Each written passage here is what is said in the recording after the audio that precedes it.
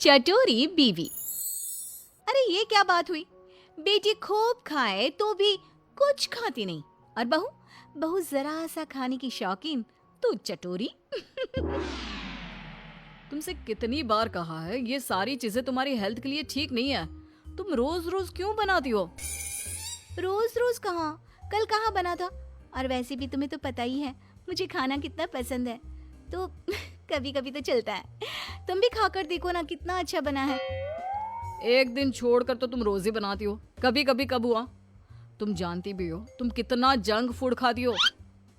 ये junk food कहाँ है, इसे मैं घर पर बनाती हूँ। तुमको नहीं खाना तो मत खाओ, लेकिन मुझे तो शांति से खाने दो। और ये भाषण ना तुम अपने कॉलेज में जाकर दिया करो, यहाँ नहीं। अब इस भूखी औरत को कौन समझाए कि मैं जो बोल रहा हूँ इसकी भलाई के लिए बोल रहा हूँ, ना कि अपने लिए। शाम को, अरे बच्चों कहाँ हो, देखो मैं तुम्हारे लिए क्या लाई हूँ। मम्मी क्या लाई हो? गर्मा गर्म पकोड़े। अरे वाह, पकोड़े। तुम फिर से कुछ ले आई? खुद तो खाती ही हो, ऊपर से बच्चों को भी ऐसा खाना खिलाती हो। दोनों माँ बेटे का साइज बिल्कुल एक जैसा है। मम्मी देखो ना, पापा मुझे मोटा बोल रहे हैं? कैसे बाप हो तुम? कोई अपने लड्डू जैसे गोल मटोल बेटे को मोटा बोलता है क्या? लड्डू? ये लड्डू नहीं कद्दू है। कद्दू जी माफ कीजिएगा। खैर बच्चे ये सुनकर रोने लगता है। देखो रुला दिया ना मेरे लड्डू को, बेचारा। ले लड्डू तू ये पकोड़े खा, हाँ इनको रहने दे, ये ऐसे ही है टेढ़े। शाम को सुरेश के माँ बाप घर आते हैं। ये इतना सारा खाना तूने किसके लिए बनाया हुआ है बहू? माँ जी ये सब खाना हमारे लिए ही है, आप लोग बड़े दिनों बाद हमसे मिलने आए हैं ना, इतना तो बनता है माँ जी। माँ ये जो बोल रही है ना आपके लिए, वो आपके लिए नहीं है, उसने खुद के लिए बनाया है। माँ जी आप ना इनकी बातों पर ज्यादा ध्यान मत दीजिए, इनकी तो आदत ही है मजाक करने की। आप खाना खाइए ना। बहू खाना तो बहुत अच्छा बना है, एकदम चटपटा। लेकिन हमारी उम्र में लोग चटपटे से ज्यादा सादा भोजन खाना पसंद करते हैं। ये सही बोल रहे हैं। वो क्या है ना बहू, हम लोगों की उम्र में ऐसा खाना पचने में बहुत टाइम लगता है, नहीं तो ऐसा खाना कौन ना खाना चाहे। तो माँ जी खाइए ना, एक ना एक दिन सबको जाना ही है, तो खाकर क्यों ना जाया जाए।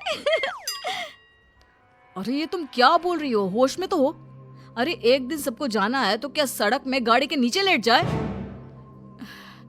लगता है खाना तीखा बनाते बनाते बहू की जुबान भी बहुत तीखी हो गई है। बहू सोच समझ के तो बोला करो कि क्या बोल रही हो। माँ जी आप थोड़े दिन और रुक जाइए, मैं आपको रोज ऐसा खाना बनाकर खिलाऊंगी, फिर तो आपका पेट भी इसकी इजाजत दे देगा। बेटा लड़का है, बहू ऐसा खाना खिलाकर मेरा पत्ता जल्दी काटने का सोच रही है। भगवान बचाए ऐसी बहू से। ठीक है माँ जी, लेकिन थोड़ा खाना और तो लीजिए। नहीं नहीं बहू, मेरा बस हो गया। और ससुर जी आपको तो लेना ही होगा। अरे नहीं बहू रहने दो, मेरा भी बस हो गया। वो क्या है ना, मुझे डॉक्टर ने आजकल कम खाने को कहा है। अरे पूछना बंद करो, तुम्हें समझ में नहीं आता। वो इस खाने को खाना नहीं चाहते। ये खाना हम ही क्या, अगर कुत्ते बिल्ली को भी खाने को दोगी ना तो वो भी ना खाए, इतना तीखा है। तुम तो अपना मुंह बंद ही करो, तुम लोग नहीं खाओगे तो क्या हुआ, मेरा प्यारा बेटा जरूर खाएगा। इतने में बच्चा दौड़ कर आता है। लो आ गया, शैतान का नाम लिया और शैतान हाजिर। खिलाओ इसको और गेंडा बना दो। अरे लड्डू, ये लड्डू कद्दू में कैसे बदल गया, कितना मोटा हो गया है।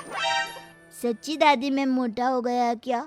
लेकिन माँ तो बोलती है मैं वैसा का वैसे ही हूँ, 1 इंच भी नहीं बढ़ा। अरे कितना कमजोर है मेरा बच्चा, हाय मेरा बच्चा। सच कहा, तुम्हारी माँ ने तुम्हें 1 इंच भी नहीं बढ़ने दिया, बस पेट बाहर आता जा रहा है। माँ जी ये आप क्या बोल रही हैं, कहाँ है मेरा बेटा मोटा, इसे तो तंदुरुस्त बोलते हैं। तब तो मुझ जैसे को हड्डी बोलते होंगे ना। आप सभी लोग ना मेरे बेटे और मेरा मजाक मत उड़ाइए।